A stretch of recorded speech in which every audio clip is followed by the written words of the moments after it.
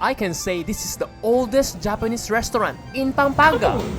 Japanese restaurants are popping up everywhere nowadays, but is the OG still the best? Curry udon. They say this is better than ramen. I was hesitant, but they proved me wrong. Chewy udon noodles with a deep curry flavor, 9 out of 10.